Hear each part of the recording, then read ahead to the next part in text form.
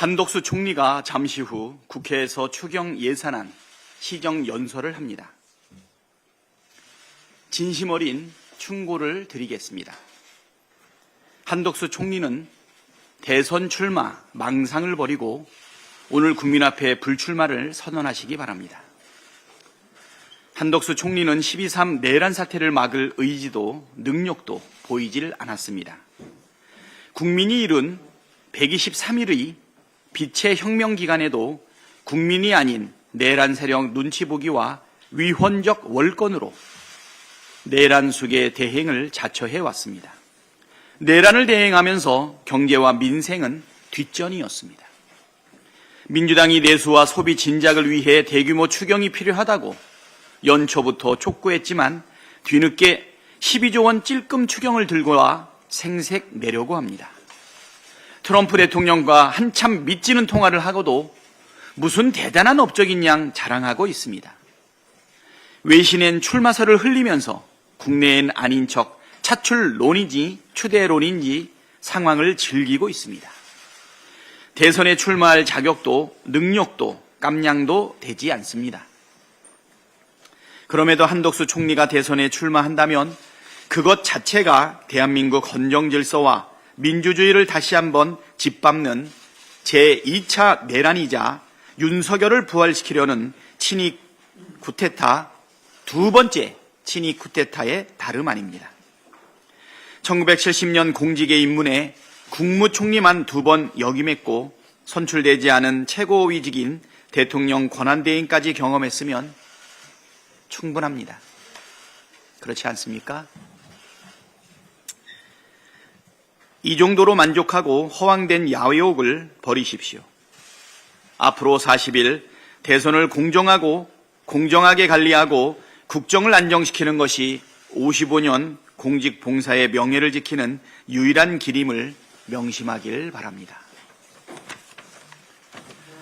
특검은 내란 종식을 위한 필수 불가결한 조치입니다.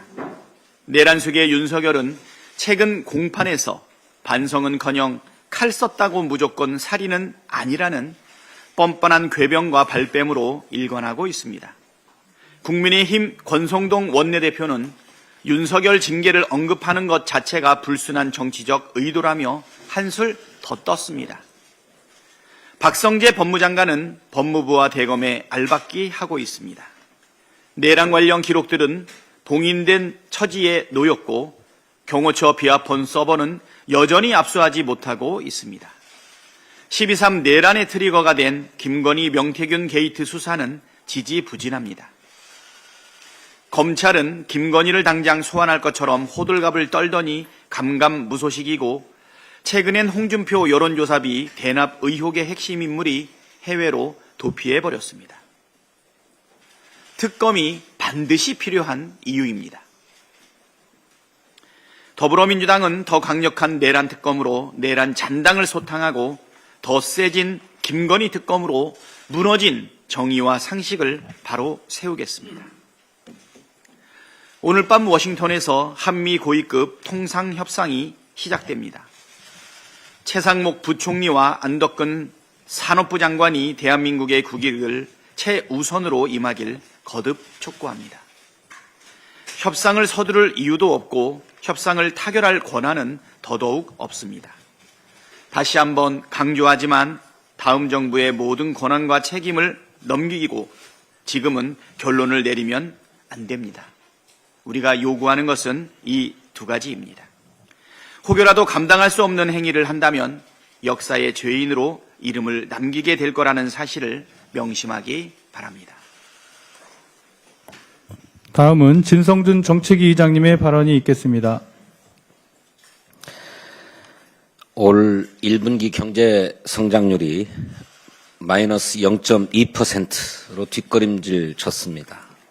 건설 투자, 설비 투자, 민간 소비 등 내수의 부진이 핵심적인 원인입니다. 이로써 올해 우리 경제가 주저앉아버릴 위험이 커졌습니다. 이미 국제통화기금 IMF는 우리 경제의 1% 성장을 전망했습니다. JP 모건, 시티그룹 등 여러 기관들은 0%대 성장률을 전망하고 있습니다. 미국과 중국 간의 통상 갈등으로 인해서 우리 성장률이 올해 0.5%포인트, 내년에는 최대 2.3%포인트 하락할 수 있다는 분석도 나옵니다. 추경 12.2조 원은 이러한 우리 경제를 지탱하기에 세 발의 피입니다. 한국은행에 따르면 12조 추경의 경제성장률 제고 효과가 0.1%포인트에 불과합니다. 반면에 30조 원을 집행할 때 우리 경제성장률이 0.9%포인트 상승한다는 예측이 있는 연구 결과도 나옵니다. 따라서 추경의 과감한 증액은 필수입니다. 효과가 입증된 지역화폐 발행 지원 예산부터 최소 1조 원은 편성해야 합니다. 내란으로 피해를 본 자영업 소상공인 손실 보상에도 3조 5천억 원 정도는 집행해야 합니다. 항공 참사로 지역 경제가 멈춰버린 무안 등 전남 지역에 경기 부양책도 절실합니다. 영세 소상공인 영업 부담을 경감시켜주기 위한 크레딧도 월 평균 고정비용 수준 100만 원은 되어야 합니다. 관건은 국민의힘입니다. 어제 기획재정위원회에서 보인 국민의힘의 인식은 증액이 능사는 아니다는 것이었습니다. 정부는 여야가 합의하면 증액을 반대하지 않는다는 입장입니다. 이런 정부의 입장이 한심하기는 매한가지입니다만 관건은 국민의힘입니다. 국민의힘이 심각한 우리 경제 상황을 직시하고 증액 심사에 적극 협조하기를 거듭 촉구합니다. 트럼프발 관세 쇼크가 현실이 되어가고 있습니다. 관세청에 따르면 미국 트럼프 행정부의 고율 관세 부과 이후인 4월 1일부터 20일까지 불과 20일 동안 수출이 1년 전보다 5.2% 감소했습니다. 특히 대미 수출은 14.3% 줄어들었습니다. 10대 수출품 중 반도체를 제외한 나머지 9개 품목에서 수출이 모두 줄었고 철강 제품은 8.7%, 승용차는 6.5%나 감소했습니다. 오늘부터 한미 간 고위급 통상협의가 시작됩니다. 우리 경제에 미치는 파급력이 큰 만큼 협상에 신중해야 합니다. 미국은 관세 협상에 속도를 내고 있습니다. 하지만 매일 미국의 관세 방침이 바뀌고 있습니다. 때문에 우리가 중심을 잡고 미국의 속도전에 휘말려서는 안 됩니다. 철저히 실리 중심의 통상 외교 전략이 필요합니다. 새 정부 출범까지 40일, 미국의 관세 유예 기간까지 70일 남았습니다. 그 기간을 어떻게 활용할 것이냐 하는 것도 협상 전략의 중요한 부분입니다. 최상목, 안덕근 장관 모두 서두르지 않겠다고 했던 자신들의 발언과 국회의 요구대로 신중하게 협의해서 국익을 지키길 바랍니다. 민주당은 한미 간 통상협의를 마치는 즉시 해당 상임위원회를 가동하겠습니다. 우리 통상조약법에 따르면 국회의 요구가 있을 때 진행 중인 통상협상에 관한 사항을 보고하거나 서류를 제출해야 합니다. 또 산업통상자원부 장관이 통상조약 체결 계획을 수립한 때에는 지체 없이 국회에 보고해야 합니다. 뿐만 아니라 경제적 파급 효과 등의 중대한 변화가 예상되는 경우 통상협상 진행 상황을 국회에 보고하도록 규정하고 있습니다. 민주당은 국회 산업통상위원회를 열어서 이번 통상협의 결과를 국민께 소상하게 보고하도록 하겠습니다. 이런 국면에서 가장 우려스러운 것은 한덕수 리스크입니다. 한 총리가 미국과의 관세 협의 성과를 토대로 출마를 결정할 것이다 하는 관측이 이어지고 있습니다. 당장 오늘 시정연설부터 우려됩니다. 혹여 외신과의 인터뷰에서처럼 미국의 잘못된 시그널이 나온다면 오늘 밤 진행될 통상협의부터 난관에 부딪힐 것입니다. 연설 내용은 12.3 비상계엄을 막지 못한 것에 대한 통렬한 반성과 사죄여야 합니다. 내란 사태로 멈춘 민생 경제를 회복할 과감한 정부 대책도 내놔야 합니다. 자기망상적 연설로 국민 상처에 소금 뿌리는 일이 없기를 진심으로 바랍니다. 감사합니다. 네, 다음은 박성준 원내운영수석의 발언이 있겠습니다. 대법원이 이재명 후보 관련 사건을 전원합의체 회부하고 신속하게 심리를 진행하는 것으로 언론 보도가 나오고 있습니다. 이례적인 결정이라고 보고 있고 지금 세간에서 말들이 많습니다. 대통령 선거를 40일 남겨둔 시점에 대법원이 무리수를 둘 수도 없고 둘 리도 없다고 보고 있습니다. 또한 사법부는 국민 위에 존재하는 기관이 아닙니다. 법의 평등성 또 국민의 신뢰성에서 사법부의 존립 기반이 있는 거 아니겠습니까? 법을 해석하고 적용하는 권력은 소수가 독점하고 자의적으로 해석할 때 민주주의는 무너지고 소수가 지배하는 과도정으로 전락하게 됩니다. 법원이 판결을 통해 독자적인 정치 행위로 하는 것을 바로 사법의 정치화라고 하죠. 미국도 그렇고 민주주의 체제에서 법관이 정치하는 문제에 대해서 상당히 논란이 많아서 그것을 정치적으로 우리가 용어를 정리할 때 사법의 정치화라고 합니다.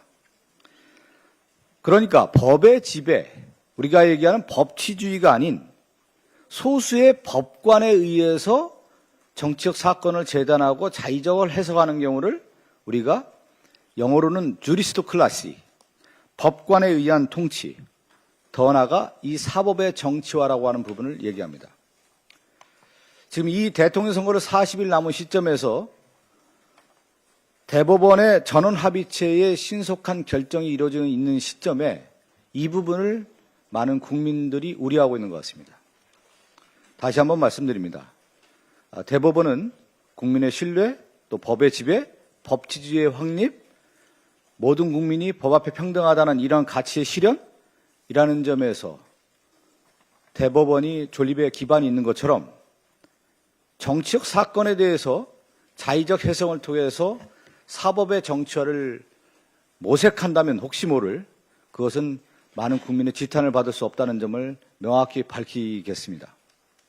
이러한 점을 대법원도 인식하고 정책 중립성 또한 법의 지배, 법치주의 확립을 위해서 대법원이 그동안 그래왔던 것처럼 법 질서를 확립하는 데 모든 힘을 기울여 주시기 바라겠습니다. 세간에 있는 그런 우려가 사법의 정치화로 이어지지 않기를 바라는 말씀으로 드리겠습니다. 이상입니다. 네, 다음은 부승찬 국방위원회 정책조정위원장님의 발언이 있겠습니다.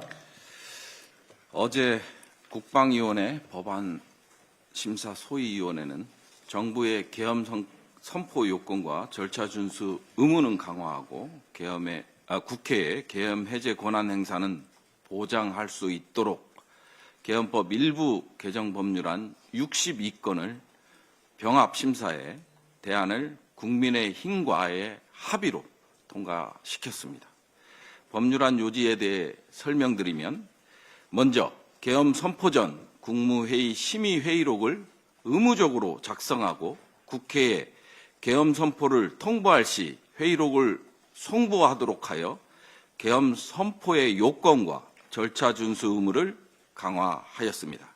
다음으로 계엄 선포 이후 계엄사령관의 지휘 감독을 받는 군인, 경찰, 정보, 보안기관 직원 등이 국회에 출입할 경우 징역 3년 이하, 국회의원과 국회 공무원의 국회 출입을 방해하는 자는 징역 5년 이하에 처하도록 하여 국회의 계엄 해제 권한을 보장했습니다. 마지막으로 계엄 해제 이후 국방장관, 계엄사령관 및 각 행정기관의장은 계엄 관련 지휘 감독 내역을 국회에 즉각 보고하도록 하였습니다. 이를 통해 계엄 시 국가 권력의 오남용 견제 장치를 마련했습니다. 이로써 계엄 선포에 대한 민주적 통제 강화를 향한 첫걸음을 뗐습니다. 앞으로도 더불어민주당은 대통령의 계엄권과 권력 남용을 근본적으로 차단하기 위한 조치들을 적극 취해 나갈 것입니다. 다음으로 인사 알박기에 이어 방산 알박기에 대해 강력 경고하고자 합니다. K방산은 K문화에 이어 대한민국을 선도하는 가치 이상으로 자리매김되고 있습니다. 그런데 K방산을 선도하는 분야에서 방산 비리, 방산 게이트를 의심케 하는 일이 벌어지고 있습니다. 그것도 총 사업비만 7조 8천억 원에 달하는 한국형 차기 구축함 사업에서 말입니다. 국방부가 4월 내로 특정 업체와의 수의 계약을 통해 이 사업을 추진하겠다라는 얘기가 들려옵니다.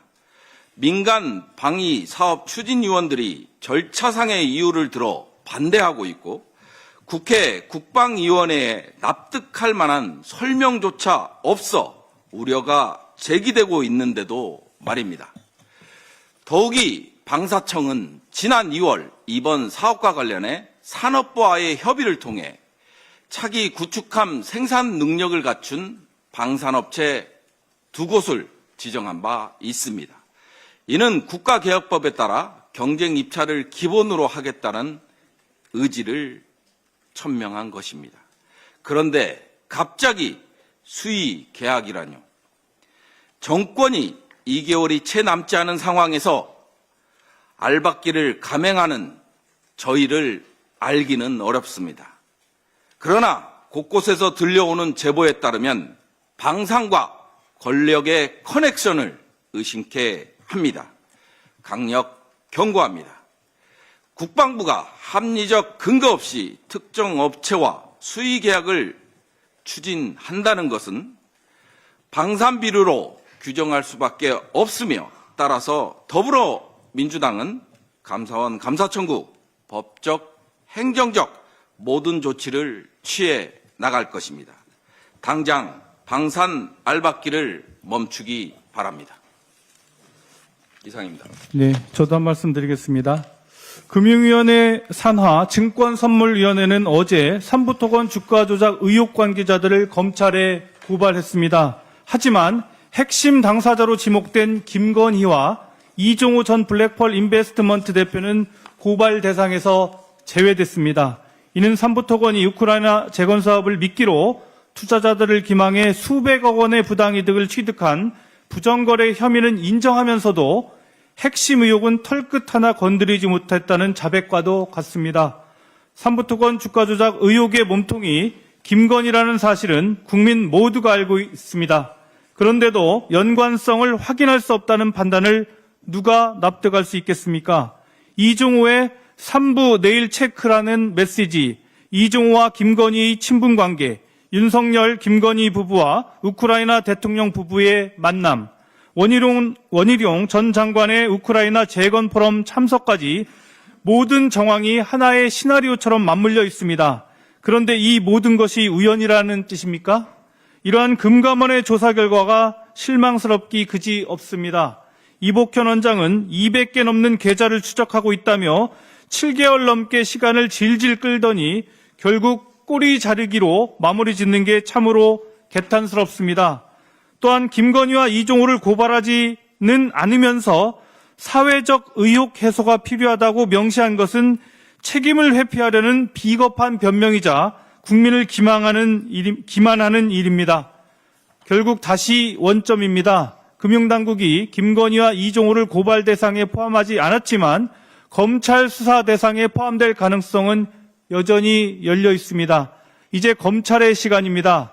만약 이번에도 도이치모터스 주가 조작 사건처럼 김건희에게 면죄부를 준다면 국민이 결코 용납하지 않을 것입니다. 검찰은 이번에야말로 사법정의를 지킬 것을 엄중히 촉구합니다. 윤석열, 김건희 부부와 건진 법사가 깊게 연루되어 있다는 언론 보도가 또다시 터져 나왔습니다. 통일교 2인자가 윤석열 대통령이 당선인 시절 독대를 하고 김건희에게 6천만 원 상당의 다이아몬드 목걸이를 전달했다는 정황이 드러났는데 그 중심에 건진 법사가 있다는 것입니다. 그리고 통일교 2인자가 건진 법사에게 여러 차례 고문료 또는 기도비를 건넸다는데 그 대가가 무엇이었겠습니까? 검찰이 이에 대해 청탁금지법 위반 혐의로 수사 중이라는 사실도 드러났습니다. 건진 법사와 통일교 2인자가 1년간 300번 넘게 통화한 목적, 통일교 2인자가 전달했다는 다이아몬드 목걸이의 행방, 건진 법사 은신처에서 발견된 뭉칫돈의 출처, 지난 지방선거 전후 건진 법사 아내 계좌로 입금된 거액의 출처 등 모든 것이 의혹투성이입니다. 결국 이번 수사는 건진 법사와 통일교, 윤석열, 김건희 부부, 국민의힘 간 커넥션에 대한 의혹으로 이어질 수밖에 없습니다. 한때 대통령과 여당이었다는 이들이 추악한 민낯에 온 국민이 경악을 금치 못하고 있습니다. 특히 개인에게 절대 유통될 수 없다는 한국은행 관봉권의 실물이 언론 보도로 공개되며 과거 국정농단의 악몽이 되살아나고 있습니다. 건진 법사가 윤석열 후보 캠프에서 윤핵관으로 불리며 실세 역할을 하고 윤한홍 의원을 쥐락펴락하며 공천에까지 영향력을 행사할 수 있었던 배후에는 역시 윤석열, 김건희 부부와 국민의힘이 있었던 것입니다. 윤석열 정부에서 실질적으로 국정을 운영한 게 건진 법사가 아닌지 심히 의심스러울 정도입니다. 검찰은 더 이상 이들에게 면죄부를 남발할 수 없을 것입니다. 이미 증거가 차고 넘치는 상황에서 건진 법사 게이트도 덮으려고 시도한다면 국민의 심판을 피할 수 없을 것임을 강력히 경고합니다. 검찰은 신속하고 철저한 수사로 국민 앞에 진실을 밝히고 국정을 농단한 자들과 결탁한 자들 모두 법 앞에 엄중히 심판할 것을 촉구합니다. 이상입니다. 그러면 이상으로 제39차 정책조정회의를 모두 마치겠습니다. 감사합니다.